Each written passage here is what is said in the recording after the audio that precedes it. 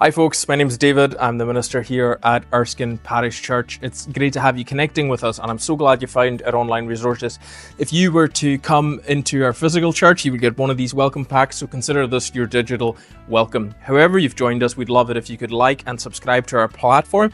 That allows you to continue to see when we're putting up new content. And also, if you'd like to get in touch and actually connect with us, you can email at epcnotices@gmail.com. We'd love to hear from you.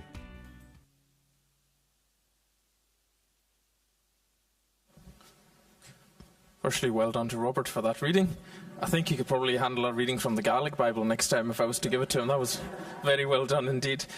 I'm glad you read it though, and hopefully that'll become apparent why these. I gave him the offer not to read all the names and genealogy, but I think there's something important. I think these names are preserved for a reason. We'll come to see as we round off this book.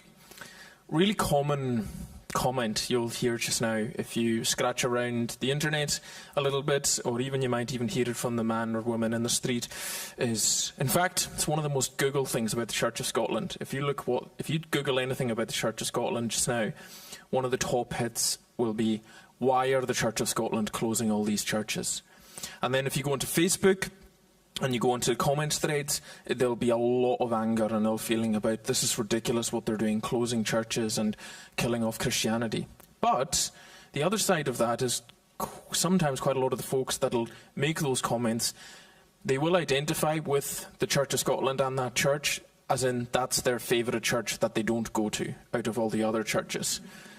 Because no church has a divine right to exist, and they can only exist if there's life and contributions to them. And a bit like, I think I used this analogy earlier on about a freshwater loch, a stream where things are pouring through it, where people with their life and their energy are pouring through it, and there's spiritual vitality there. And the Church of Scotland is no different to any other organisation, that if all of that goes and recedes over time, and there's a huge variety of reasons for that. Sometimes, yes, it's dysfunction that accelerates decline. Sometimes it's just the demographics that you and I are living in shifting. It means that they can't do the impossible, because a church building normally is really expensive to maintain, and at some point they need to cut their losses, particularly if there's not enough people there to sustain it. And that's hard, because we live in a world where we would think, well, some things are sacred, and churches are sacred, so they'll always be there, but they won't. And the light of God and where he has presence and where he has an outpost, that does shift over time. But it's not inevitable. Because, as we're often fond of saying, where there's life, there's hope. And that's true of churches as well. And I hope if we've taken anything from Nehemiah, it's that where there's even a spark of that sense of God's life and God speaking to people and energizing them, that really great things can come from that, even from very ordinary folks. Since we read where we did last week was communion, we had that amazing sense of renewal or revival that came over the people as they dedicated themselves afresh. And then in chapter 9, in between the bit we've kind of missed out, that continued into a really deep sense of repentance and sackcloth and ashes kind of thing. And then it turned into, if you ever get a chance to read it, Nehemiah chapter 9 is a brilliant summary of the history of the covenant people of God from when God called Abraham up to their present moment. It's honestly, I was reading it yesterday, it's one of the best. It goes from Abraham to his descendants, to the Exodus in Egypt, through to all the kings that they were given, then to the prophets and the decline and being sent into exile and coming back to the present day.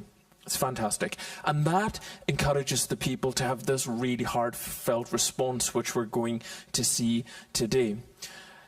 We are fond of saying in the Reformed faith that everything that we do is a response to God's grace. We're not trying to earn his favour. We're not trying to buy his salvation. We are here as a mark of gratitude, and all our Christian life and service is in awe and gratitude of what God has done for us in Christ. And I would say that you have the same dynamic here.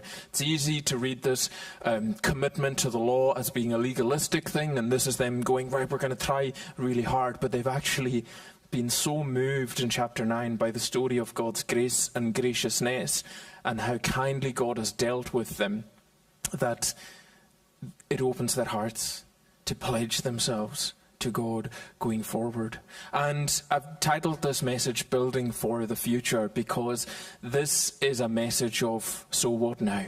And what about going forward? And Nehemiah for us has been in many ways really timely, because it's caused us to consider where we've been and the fact that we're at this juncture in many ways in the church nationally, but particularly for us in Erskine, where we have opportunities to build in faith and what God is doing going forward, but it's probably going to require a bit more of us than it has previously. And so I want to look at, if you like, and if you'd read this passage, Robert is reading this passage, and you were thinking, what on earth does that have to do with us? I don't blame you. That was my reaction when I read chapter 10 at first. But I think there's some really timely stuff in here about building for the future. So I want to look at 5 headings.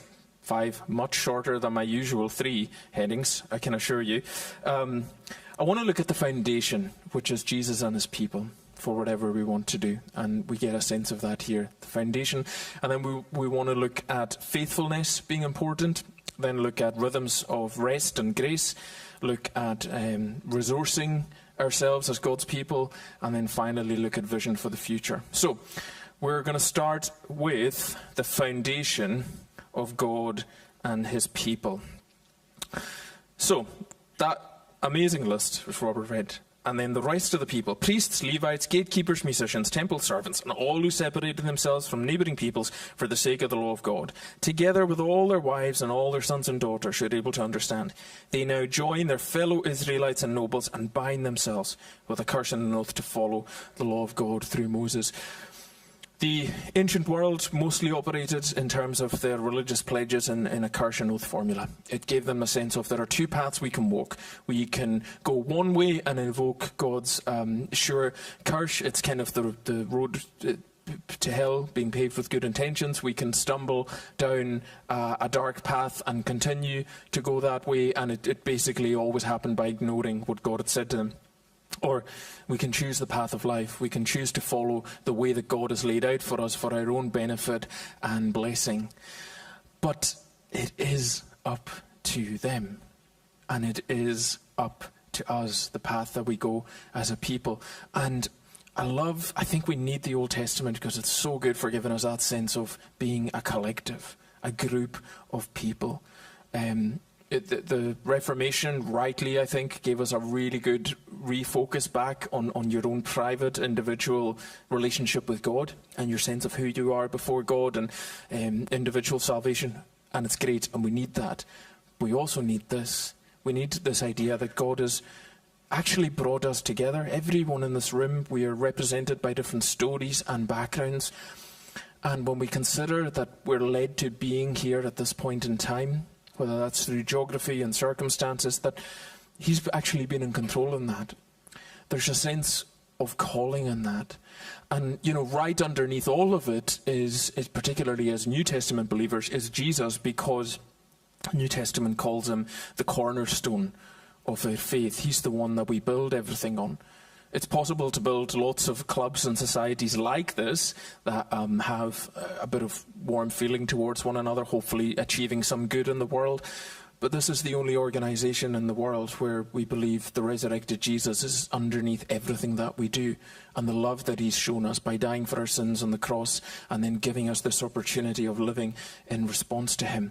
But he calls us as a people. Remember right at the start of Nehemiah, because it's a building focused kind of book, we thought about the verse in 1 Peter chapter 1 where it says that Jesus was the cornerstone, but you now are living stones being built into a spiritual house because of your love and your faith in him. It's because we see beauty and attraction in Jesus and the fact that he has loved us and called us, and he's arranged your life in such a way that you are in the place where you can make that response and connection of faith, that you join with other people who have felt and known the same thing. But then it requires all of us to commit to that, to going, if this is where God has placed us and put us, then we need to get stuck in. Then we really need to dig in, because all of these people made a commitment. And hear me again, a commitment as a response to the grace that God had shown them. I always try to make that clear, because I never want to press gang or manipulate anyone into going, oh, just do this just because you need to, and just because it's the church, and well, you know, whether it's we just need a bit more money or we just need a few more volunteers, or I don't like that. My preference would always be people feel that stirring in their heart going, yeah, I'm bought in. I'm bought in because of the mission. I know what the church is trying to do, and I know it's the hope that God has placed in the world for people to find Christ and the gospel. And I'm bought in for that reason. And that commitment's probably, I hate that I have this job, but I need to be honest with, it's probably going to have to increase from all of us. We are really blessed. We have a church full of people who help and serve and give and volunteer.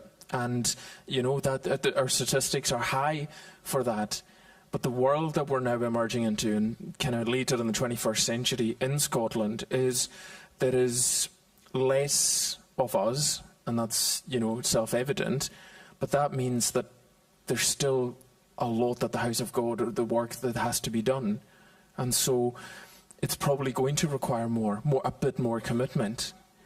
But hopefully I want to get you to the point today where we all see that there's something about it that's worth it. Because as I said, our church doesn't have a divine right to exist. But I hope that you think, because we believe that Christ is the cornerstone of this church, and we as his people are a group who have been uniquely called to demonstrate and show that where we are, then it's worth that commitment and buying in. So, the foundation of Jesus and his people, and then knowing who they are as his people and why we're here. And then faithfulness. We promise, verse 30, not to give our daughters in marriage to the people around us, or to take their daughters for our sons. What on earth does that have to do with us building for the future? Let me try and explain to you. Intermarriage in the Old Testament was not primarily a racial or an ethnic thing, although it reads like that on first glance. What it was about worship. The warnings in the Old Testament are about, if you intermarry and you go with folks around, you're not going to be a set-apart people anymore. God had charged the ancient Israelites with a unique revelation of who he was and his nature and his law and his goodness, and they were to hold on to that and, if you like, not dilute it by mixing it with ideas and philosophies and even theologies from surrounding peoples. And he was forewarning them that temptation's going to be real, but there was a sense of that was always going to pull away from their unique identity as God's people. And where that translates into New Testament Christianity, because we are not Old Testament Israel, you know, the gospel has now gone out to all tribes, nations, peoples and tongues, and that's a good thing. But it's still possible to have things that pull and tug away at us and would serve as a meaningful distraction to have us not really focus on God so much, or not really be so motivated or interested in following him. And that'll be different for all of us. There's different points at which all of us struggle with perhaps our response of faith and faithfulness. And so if you wanted to be super practical about this, you could say that a good and a successful and a healthy church that's building for the future is going to have in it people who are really focused on their faith, who have responded to the gospel or are in the process of responding to the gospel, and that's causing faith to grow in them. And sometimes that can be super practical in terms of removing things that pull away and distract us. Maybe it's, preaching to myself here, but the smartphone and the apps and the constant mindless scrolling that pulls you away from time where I could be praying or reading something that's a bit more edifying to my soul. You know, what is it for you? What is it that most gets in the way of your own personal faithfulness to God, whether that's with your own personal spiritual connection or with the giving of your time and your energies to what God would have you and call you to do? What's actually, you know, in your own conscience and soul is something of a distraction and blockage to your faithfulness. So we've got a foundation of Jesus and his people who then have a commitment to focus now on faithfulness. They make, the ancient Israelites said, right, we're going to cut out the intermarriage. We're able to go, I'm going to change or cut or add something based on what God is calling me to, where he is calling me to greater faithfulness. And then rhythms of rest and grace. When their neighbouring peoples bring merchandise or grain to sell on the Sabbath, we will not buy from them on the Sabbath or any holy day. every 7th year. We'll forgo working on the land and we'll cancel all dates. This is a really interesting one. So the Sabbath is obviously not something we practice as ancient Judaism did, or indeed as Jews today will. It's not Sunday. It's not sundown on Friday to Saturday. But there's a healthy principle of Sabbath that goes from the Old into the New Testament, which is the time out, the resting, the withdrawing. Jesus withdrew by himself to be alone and pray and hear from his Father. They said there about not buying foreign merchandise. The Old Testament Israelites were always finding ways and loopholes to get out of doing what they were told to do. And, humanity doesn't change very much. So they would not buy stuff from fellow Israelites on the Sabbath because they were like, well, that's breaking the law. But what they would do is when foreign merchants would come, they'd go, well, they're not Jews, so they didn't procure this stuff and they didn't break any laws on the Sabbath by doing that. So it's okay to buy from them. And it's about compromise because they think we need to keep things going. We need to keep working and using our own effort and ingenuity and commerce and trade to keep this project, this wall, this city, to keep it being built up. And they're convicted here by the reading of the law that they're meant to be a different people. They're not meant to live by the same rules or even the same cultural norms as everyone else around them. And how does that translate to us?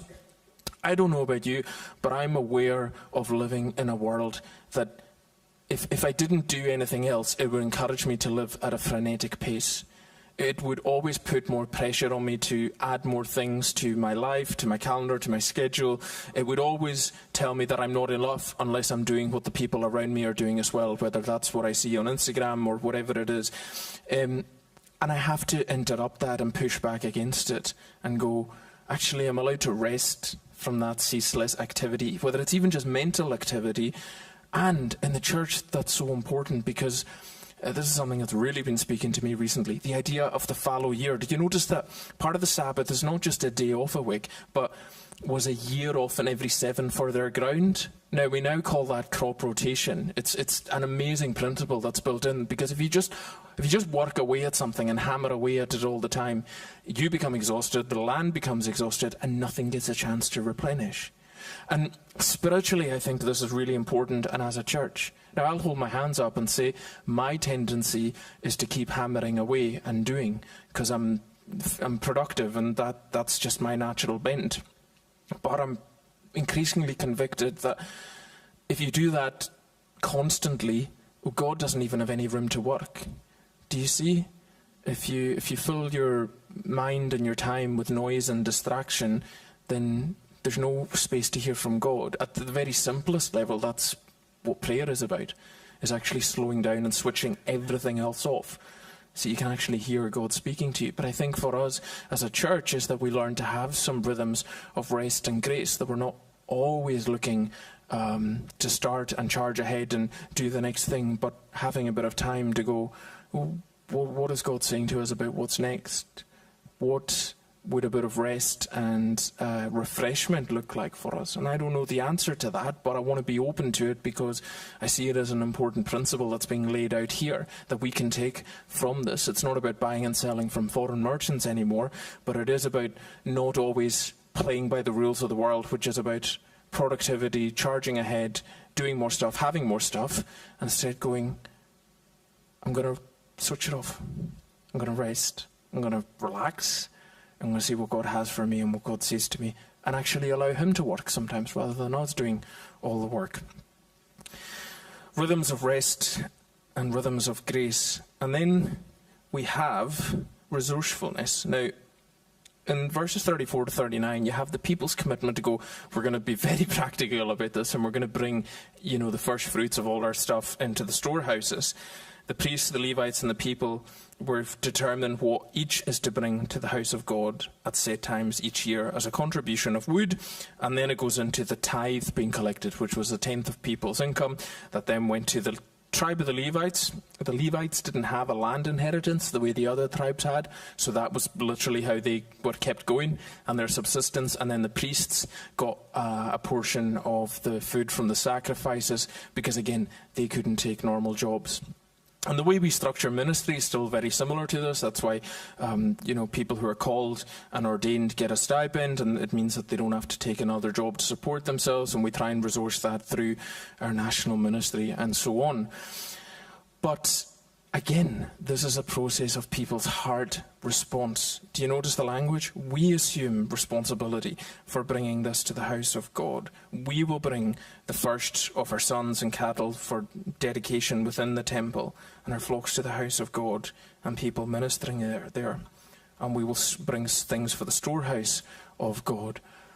They see that this is God's work, and that God actually uses people to do it, but that it actually takes very normal, ordinary wood and food and resources to do it. And their hearts are so moved that they go towards, we're going to make sure that's taken care of.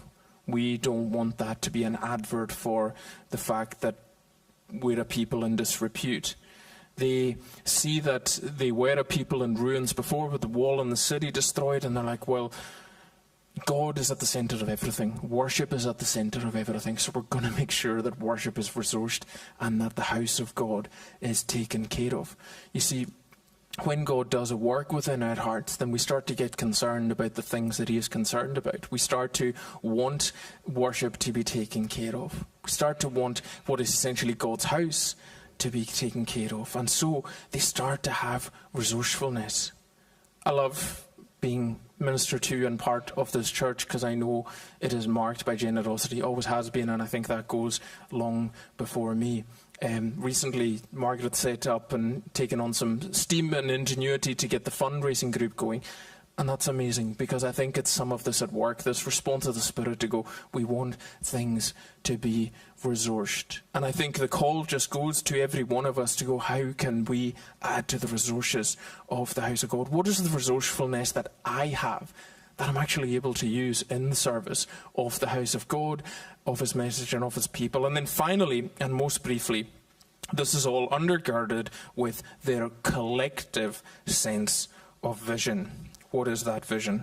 Well, once the people decide to make this contribution of grain to take care of their priests and ministers, the gatekeepers and the musicians, to make sure that everyone and everything in the house of God is looked after, this line is so powerful that the chapter ends on, we will not neglect the house of our God.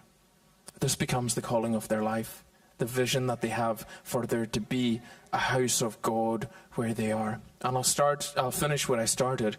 I started by saying that no church has a divine right to exist. But if it does exist, and you have people with life and the inspiration of God there, then a church can do an awful lot of good. You see, they had come from a broken, ruined society that was a smoking ember. There was almost nothing there. And through Nehemiah's ingenuity and also God's calling on his life and all of them working together, they were able to turn this into something that was up, running, flourishing, and would be an outpost of God's kingdom and his people for a long time to come. They'd seen it go from almost nothing to being revived and made alive. And God specializes in that. That's what he does with people. He brings them from death to life spiritually. But he can do that with a church. He can also give them this deep sense of mission that they had. They said, we are not going to neglect the house of God. They'd seen the importance of worship and how it was central. They saw that it wasn't so much that we had a building in ruins, or the outer wall of Jerusalem was knocked down, or the temple was in a bit of a state in terms of the building. All of that was true. But they realized all of that was downstream of the condition of their hearts and how they'd neglected God, and that had led to neglect of the house of God. And they thought, see, going forward, this isn't going to be like this anymore. And that's all we can do in our day and age to respond. If we have the foundation and we commit to faithfulness and prayer and to generosity and resourcefulness, and we commit to all of that as well as we can, then the last part of it is resolving within ourselves to go, we want this to succeed. We want it to, and we're going to commit and work to make it succeed. And that is up to all of us.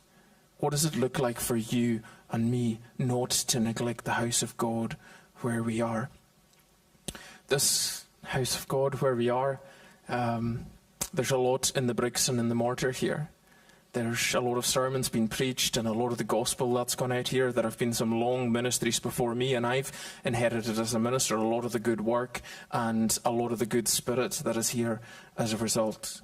People have served in so many capacities. So many people in our community in Erskine have been helped through the witness. So many people have encountered faith and deepened their faith here. And I have a sense of all of that in being a minister and a leader here. And so the next chapter is yet is unwritten. What will it look like for us now in our day and age to pick that up and hopefully to honour all that work and the bricks that people have put in here spiritually and practically over the years, and to keep that going, not for its own sake, not just because it's at the church and wanted to be here. We do, and I think people in our community do as well, but because we know who the cornerstone of this church is, in that it's Jesus. And we know what it is for us to first and foremost identify as the people he has loved and has called into service here. Because I believe, and I hope you believe with me, we have a unique opportunity to fulfill something of his kingdom here in Erskine, in the parish church. And based on that belief, we then take everything that we have, our resources, our faithfulness, the faith that we have, and we resolve and decide to go, whatever it's going to look like, and whatever else happens in terms of me and my contribution, I'm not going to neglect the house of God. We won't neglect the house of God. And it is my, and I hope our prayer, that therefore the house of God will be a place where people can encounter the gospel and see Jesus, his hands and his feet at work through us for a long time to come. May God bless his word to us. Amen.